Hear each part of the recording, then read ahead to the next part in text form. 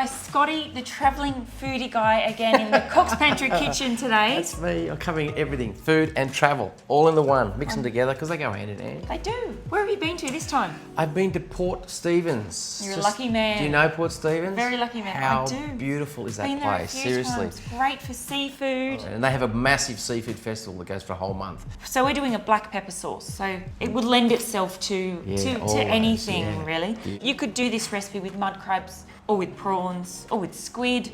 But I love a bit of blue swimmer crab. Beautiful. Super easy to clean blue swimmer crabs. I've got a little flap at the back. Yep.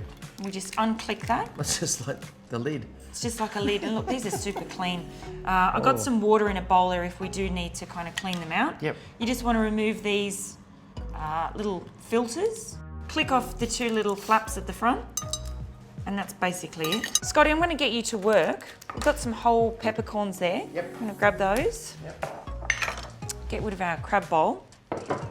Pop on this pan to cook. Now, crabs don't take long at all.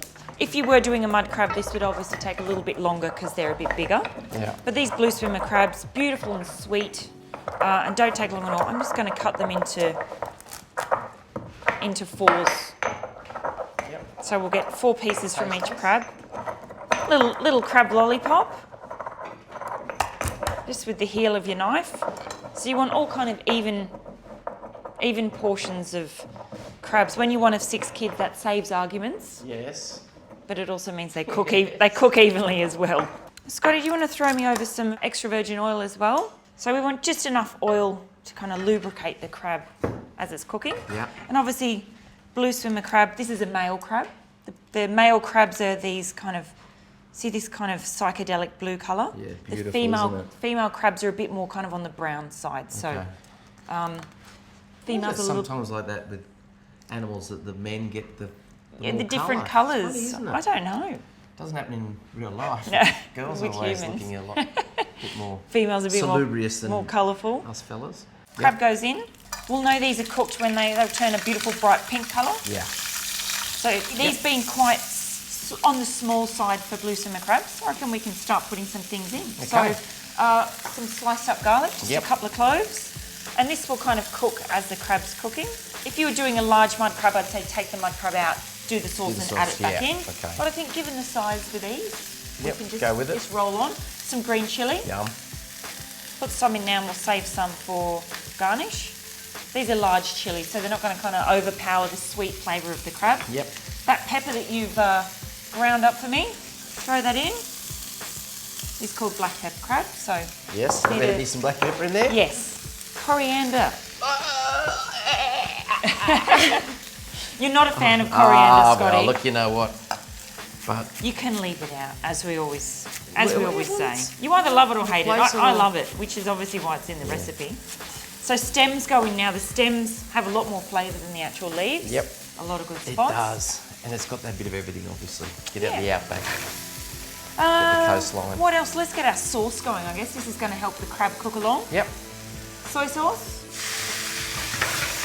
Some sesame oil, probably just about half of that. Oh, the whole lot. The whole lot. No, look, there's a little bit Oh, left. it's still in there.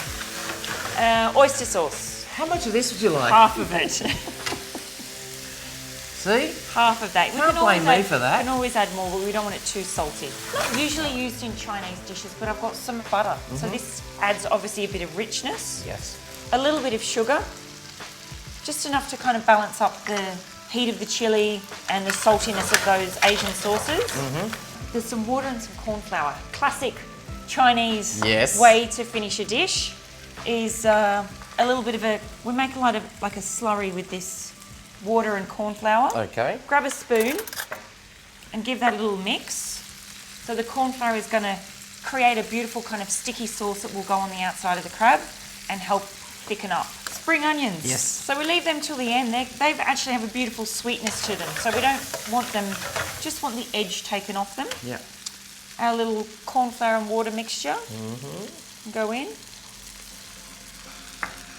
And you'll see as that corn flour cooks a minute or two, the crab's going to finish off and we'll get a beautiful kind of glaze on the crab. There too.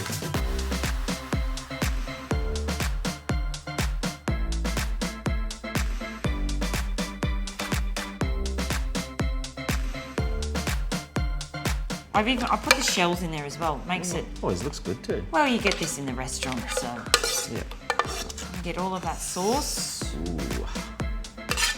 That looks delicious. Bit of steamed rice or some crispy noodles with this.